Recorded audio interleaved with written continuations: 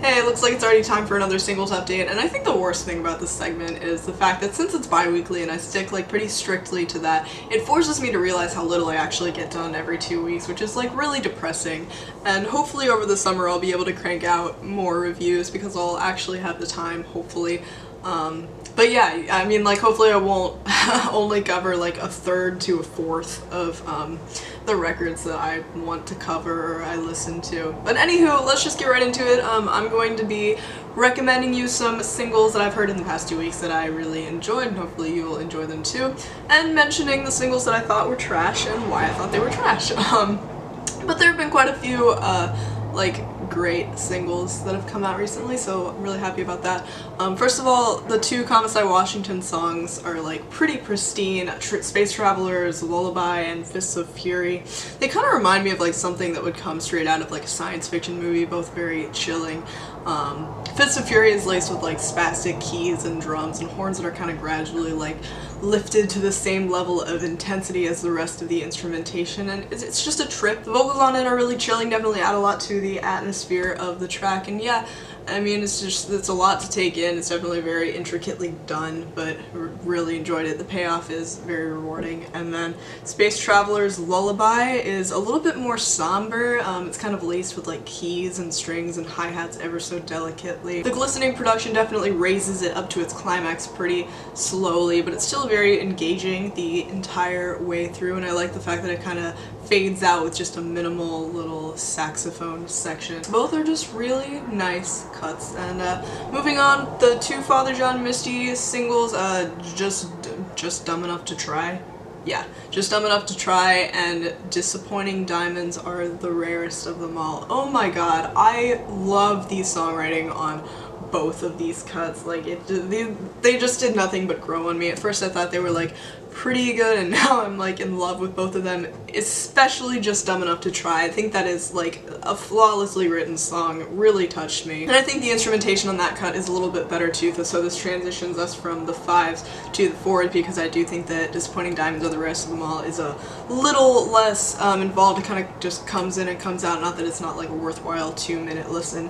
But yeah, I mean, this calls back to the romantic side of Father John Misty, and it does it very, very well, and I'm hyped for this new record coming out. Next up, I was surprised by how much I liked City Looks Pretty by Courtney Barnett. This is also a 4. I haven't really been that into any of the other singles that have come out off of her upcoming record, but I actually really like this one. I think the instrumentation is just like much more fleshed out, kind of taking it that extra step that it needed, and I really like the breakdown like 2/3 of the way through with the song, and you know, the lyrics are just really pleasant, and yeah, I mean, maybe I'll end up liking her new record. I've never really paid her that much attention. Like, I briefly listened through some of her stuff and none of it's really hit me in a way that's begged me to come back, but you know, who knows, maybe I'll end up liking her new album.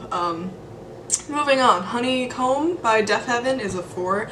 I feel like this is just Deafheaven kind of perfecting their craft, doing what they do best. It doesn't really shake things up from them, but it still has the same level of emotional intensity that you can expect from a Deafheaven song. And No Tears Left to Cry by Ariana Grande, 4 as well. Not that she's ever been like a bad singer, but I think that like the production on this track is like finally, you know, matching up to the range in her vocal, and overall it's just a very vibrant, colorful, kind of summery, smooth synth pop single, and yeah, I enjoyed it quite a bit. Everything just meshes really nicely on this track, you know? Hunted by Lodic is also a 4. This thing's like pretty fucking weird in structure for sure. It's like mostly dominated by vocal layers that are very chilling, and like the spazzy nature of the drums and like the few synths that are worked in definitely back it up very well, you know? And the slight climax at the end where the drums kind of get jerkier is pretty sick as well. Yeah, I can't really compare this single to anything I've ever heard before, to be honest, but I've also never listened to any of Lodic's other stuff, so maybe I will check it out soon. Between the Breaths by Mitski and Shushu, I can't decide whether this is a 3 or a 4. It's one of those things that's like really like on the edge for me. I can't push it to a 4, but I don't know if it deserves a 3. This is like a cool collaboration and like a cool idea, and I think, yeah, this song is definitely like off of some soundtrack, like some movie that I've never heard of before. But anywho, like, I really want to like this better, but I feel like it goes on for just like a tad too long for what it actually has to offer. I mean, there's like this cloud and reverie of like background vocals and smooth, just like fluid synths and percussion, but like, I don't know. Like, Mitski's vocal definitely works really well with the production. I guess it's just like, I keep going back and forth with this song. I don't think I'll ever come back to it. I don't really think it warrants that. It kind of like leaves me confused every time. Like, there's nothing really that like memorable about it, if you catch my drift. But you know, it was pretty alright in my opinion. Moving on, The Day the Music Dies by Ice Age. This was a 3. I actually enjoyed this like more. Probably more than any other Ice Age single that's come out off of their upcoming record thus far, just by a small margin.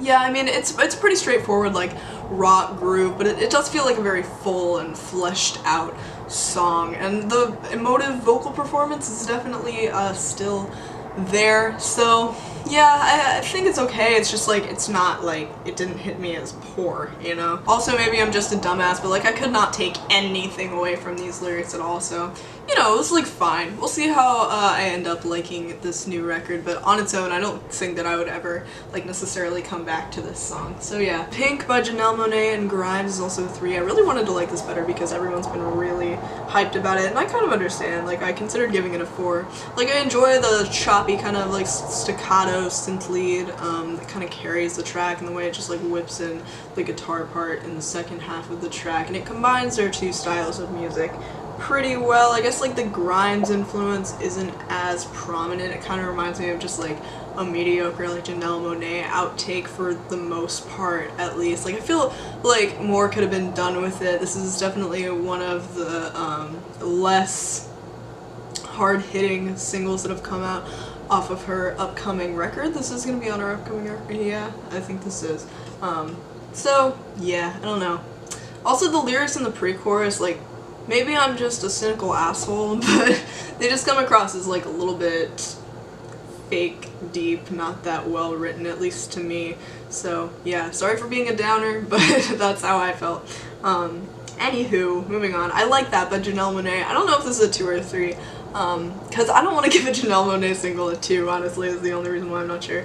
But yeah, I mean, I think the lyrics on this track are intentionally blunt, but there's still, like, there are a few lines that are just, like, a bit cringe. And, like, I do, like, appreciate the intention behind it. Like, yeah, fuck shitty guys that say you're a 6, you're the shit, but it's still kind of, like, I don't know. And also the production, like, was pretty underwhelming for a Janelle Monae single, again, so yeah. It's Not Just Me by Let's Eat Grandma was unfortunately a 2. This was disappointing because I really liked Falling Into Me. I thought it was like a 4, actually, and I forgot to put it in my singles update, the video version at least, whenever that came out. But yeah, I mean, I don't know, the instrumentation on this thing is just like very average, like electro-pop, and I guess like the track's redeeming quality is like supposed to be the breakdown in the chorus, but Jesus Christ, it just sounds so generic. I don't know. ASAP Forever by A$AP Rocky was also a 2. This wasn't as bad as the last single I heard from A$AP Rocky, and I think what saves it is the combination between the beat and like the outro part when like the keys come in and Chloe Anna, or whatever the fuck her name is, like does the vocals in that. It's like pleasant to listen to, but it's pretty much just made up of like a shitty hook and one pathetic verse, so like take from that what you will. Yeah, I don't know. It still sounds like a B-side too, like even though the production is like pleasant, it's still like not amazing. And then Miracle by Churches, dear god, this was like, Churches is getting to the point, at least for me with these new singles, where like I feel like each one just pisses me off a little bit more and more and more. Now we're like up here. Like, oh lord. Here's the thing about Church's lyrics, okay? I feel like they just like throw in a bunch of like meaningful sounding like phrases and words to like give off the illusion of depth, when actually they're just saying nothing and it's completely vague and they could go nowhere with it at all. Yeah, and also like the drop in the chorus just like reminds me of like an Imagine Dragons song, and no, it sounds bad. It sounds really bad. They just get worse and worse, man. Yeah. And I don't hate all of Churches' material. They've had some alright singles in the past, but it's just like, yeah, I don't know. Oh fuck, wow, that was my lens cap and I just, yeah, I just like flipped it up and didn't realize, forgot that I was still on camera talking about singles. But anyway, yeah, that's it. I hope you enjoyed this singles update. Praying to God that I can get my Bjork Best of Worst up soon because I have so fucking much to do. And I know I say this in every fucking video, but I'm gonna complain about it until I have less to do because I'm just drowning. I'm really drowning out here, guys. I'm about to have to do finals and I just have so fucking much on my plate. And I gotta talk about J. Cole, oh my god. Oh my god, oh my god, oh my god, oh my god. But oh, I have good news, I have good news. Next year, or not next year, in like 2 to 3 weeks, there won't be background noise in my videos anymore. I know, like, let that sink in for a second. Yeah, like the audio quality on my videos will hopefully not be that bad. Yeah, who knows though, maybe they will. We'll figure it out, we'll figure it out. Anywho, thanks for watching. I'll see you in the next one, the next video, whenever that happens. I have no idea when, but I'll do my best, guys. Yep, thanks for subscribing. Bye.